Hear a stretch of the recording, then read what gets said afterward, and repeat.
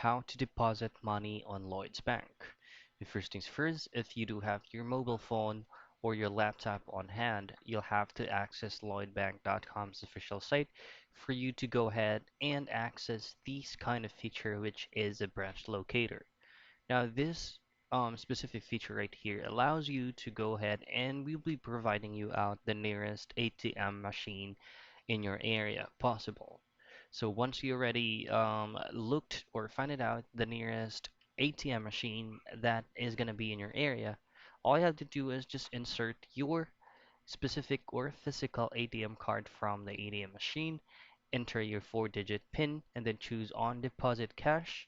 You just input on how much cash that you will deposit, and then you have to insert the fund or the money. So that's it.